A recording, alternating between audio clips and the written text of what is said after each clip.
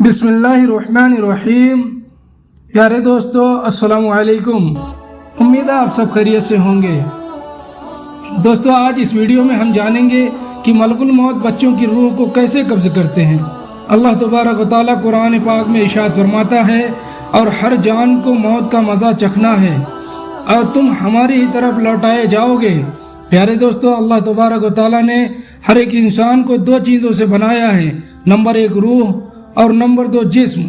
روح کے بغیر جسم کچھ بھی نہیں ہے، یہ صرف ایک بے جان پتلا ہے، اور روح کے ساتھ اللہ تبارک و تعالیٰ نے انسان کو طاقت عطا فرمائی ہے۔ روح انسانی جسم سے کہیں زیادہ طاقتور ہوتی ہے،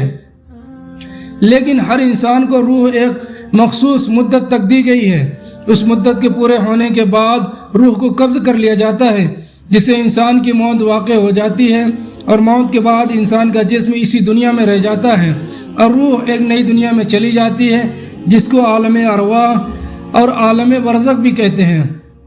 دوستو آج کی اس ویڈیو میں ہم آپ کو بتائیں گے کہ جب کسی انسان کی موت کا وقت قریب آ جاتا ہے تو ملک الموت اس کی روح کیسے قبض کرتے ہیں، اور مرنے سے پہلے موت کے وقت انسان عالم سکرات میں کیا کچھ دیکھتا ہے، اور روح انسان کے ہر حصے سے کیسے نکالی جاتی ہے، اور ملک الموت علیہ السلام بچوں کی روح کیسے قبض کرتے ہیں، اور مرنے کے بعد بچوں کی روحیں کہاں چلی جاتی ہیں اور ان کے ساتھ کیا سلوک کیا جاتا ہے، اور ملک الموت ہر گھر میں روزانہ کتنی مرتبہ چکر لگاتے ہیں۔ ان تمام سوالوں کا جواب آج ہم اس ویڈیو میں آپ کو بتائیں گے۔ دوستو جب کسی انسان کا اس دنیا کو چھوڑنے کا وقت قریب آ جاتا ہے تو وہ انسان مرنے سے کچھ دن پہلے عجیب و غریب کیفیت میں لگتا ہے، اور اس کا دل اداس سا رہنے لگتا ہے۔ اس کو ایسا محسوس ہوتا ہے کہ اس کا سب کچھ ختم ہو گیا ہے، اور اس انسان کا کسی سے بات کرنے کا دل نہیں کرتا۔ یہ سب کچھ اس لیے ہوتا ہے کیونکہ وہ انسان مرنے والا ہوتا ہے، اور یہ سب موت کے اثرات ہوتے ہیں جو وہ محسوس کر رہا ہوتا ہے۔ جیسے کہ حدیث پاک میں آتا ہے کہ حضرت زید بن اسلم رضی اللہ تعالیٰ عنہ بیان فرماتے ہیں کہ ملک الموت علیہ السلام روزانہ ہر گھر میں 5 مرتبہ چکر لگاتے ہیں، اور ہر ایک انسان کے چہرے کی طرف غور سے دیکھتے ہیں۔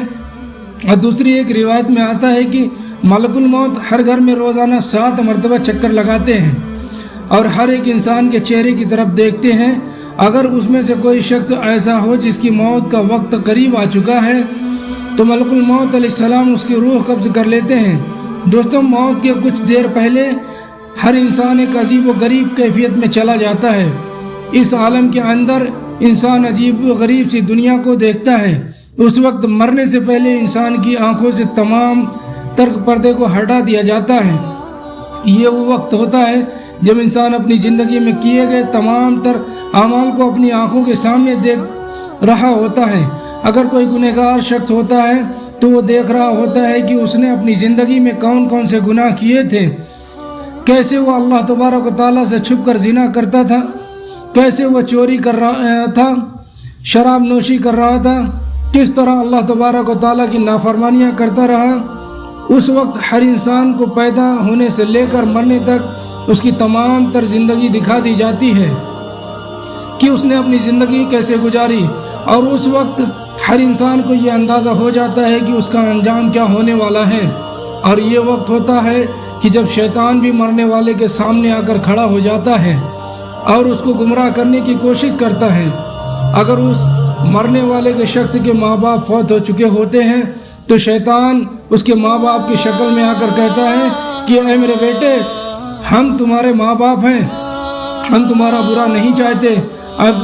تمہیں تلقین کرتے ہیں کہ تم اسلام کو چھوڑ دے اور عیسائی یا کافر ہو کر مر، کیونکہ مرنے کے بعد یہی دین کام آنے والا ہے۔ اسی طرح شیطان اس مرنے والے شخص کے سامنے اس کے دوسرے عزیز و اقارب کی شکل میں آ کر اس کو گمراہ کرنے کی کوشش کرتا ہے۔ محترم ناظرین، ذرا غور کیجئے یہ کتنا خطرناک مرحلہ ہوتا ہے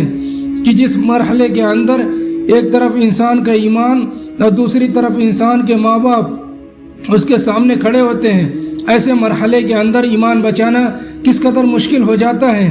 لیکن وہ لوگ جنہوں نے ساری زندگی اللہ تبارک و تعالیٰ کی فرما برداریوں میں گزار دی اور اللہ تبارک و تعالیٰ کو راضی کرتے ہوئے اس دنیا سے چلے گئے تو اللہ تبارک و تعالیٰ اس موڑ پر انسان کو اکیلا نہیں چھوڑتا اور اپنے بندے کی مدد کرتا ہے اور اس کو ایمان پر ثابت قدمی عطا فرماتا ہے۔ اور اگر کوئی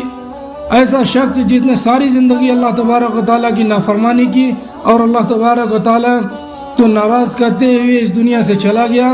وہ شخص عیسائی پادری یا یہودی کافر ہو کر مرتا ہے اور ہمیشہ ہمیشہ کے لیے جہنم میں ڈال دیا جاتا ہے۔ دوستو، عالم سکرات کے بعد انسان کی روحیں نکالنے کا مرحلہ شروع ہوتا ہے۔ اس مرحلے کے اندر ملک الموت انسان کی روح قبض کرتے ہیں۔ پیارے دوستو، کچھ لوگ ایسے ہوتے ہیں جن کی روح پل بھر میں قبض کر لی جاتی ہے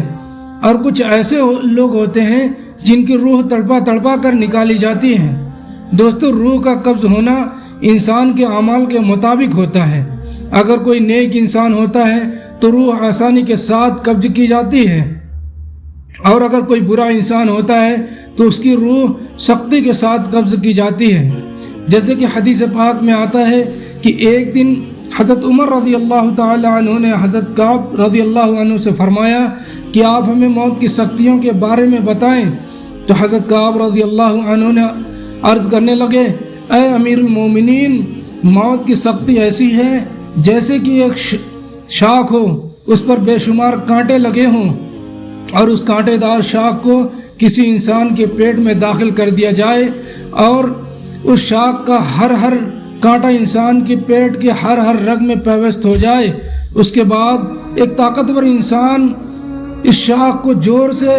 کے ساتھ انسان کے پیٹ سے باہر نکالے۔ اس وقت انسان کو جتنی تکلیف ہوئی، جس کے پیٹ سے کانٹے دار شاخ کو نکالا گیا، اس سے کہیں زیادہ تکلیف موت کے وقت ہوتی ہے۔ پیارے دوستو، حضور پاک صلی اللہ علیہ وسلم نے ارشاد فرمایا کہ مرتے وقت انسان کو جتنی تکلیف ہوتی ہے، اس تکلیف میں سے ایک بال برابر تکلیف زمین اور آسمان پر رکھ دی جائے تو زمین اور آسمان کے تمام لوگ مر جائیں۔ ایک دوسری حدیث میں حضور پاک صلی اللہ علیہ وسلم نے ارشاد فرمایا کہ موت کی تکلیف 1000 مرتبہ تلوار مارنے کے زیادہ سخت ہے۔ دوستو، جب انسان کی روح نکالی جا رہی ہوتی ہے تو اس وقت موت کی شدت کی وجہ سے انسان چیخنے اور چلانے کی کوشش کرتا ہے، لیکن اس کی آواز کو بند کر دیا جاتا ہے اور اس کا جسم اتنا کمزور ہو جاتا ہے کہ وہ کسی کو مدد کے لیے بھی طلب نہیں کر سکتا۔ روح کو سب سے پہلے پاؤں کی طرف سے نکالا جاتا ہے، اس کے بعد پنڈلیاں اور رانیں ٹھنڈی پڑ جاتی ہیں۔ اس طرح آہستہ آہستہ کر کے انسان کے جسم کے ہر حصے سے روح کو نکالا جاتا ہے، اور روح جب انسان کے گلے تک پہنچ جاتی ہے تو یہ وقت ہوتا ہے کہ جب انسان پر توبہ کا دروازہ بند کر دیا جاتا ہے۔ اس کے بعد کسی بھی انسان کی توبہ قبول نہیں کی جاتی۔ ملک الموت علیہ السلام منہ کی طرف سے روح کو قبض کر لیتے ہیں اور انسان کا منہ کھلا کا کھلا رہ جاتا ہے اور انسان کی آنکھیں کھلی کی کھلی رہ جاتی ہیں۔ پیارے دوستوں، موت ایک ایسی حقیقت ہے کہ جسے ہر انسان کو گزرنا ہے، پھر چاہے وہ بچہ ہو یا بوڑھا ہو یا جوان ہو۔ اب بات کرتے ہیں کہ بچوں کی موت کس طرح آتی ہے اور ملک الموت علیہ السلام بچوں کے ساتھ کیا رویہ اختیار کرتے ہیں اور مرنے کے بعد بچوں کے ساتھ کیا سلوک کیا جاتا ہے۔ تو اس کے مختلف روایات میں آتا ہے کہ موت کے وقت انسان پر سختی یا نرمی اس کے اعمال کی وجہ سے ہے، اور بچے چنانچہ معصوم ہوتے ہیں اور وہ گناہوں سے پاک ہوتے ہیں۔ ملک الموت نابالغ بچوں کی روحوں کو نرمی کے ساتھ قبض کرتے ہیں کیونکہ بچوں نے کوئی گناہ نہیں کیا ہوتا ہے اور کوئی اعمال کے قابل نہیں ہوتے، لہٰذا جب کوئی بھی بچہ فوت ہو جاتا ہے تو وہ فوت ہونے کے بعد سیدھا جنت میں چلا جاتا ہے، اور جنت کے اندر وہ بچہ حضرت ابراہیم علیہ السلام اور ان کی جوزہ محترمہ حضرت سارہ رضی اللہ تعالی عنہا کی کفالت میں ہوتا ہے، اور وہ قیامت تک ان کی کفالت میں رہے گا۔ قیامت کے بعد جب اس بچے کے ماں باپ جنت میں داخل ہوں گے تو اس بچے کو اس کے ماں باپ کے سپرد کر دیا جائے گا۔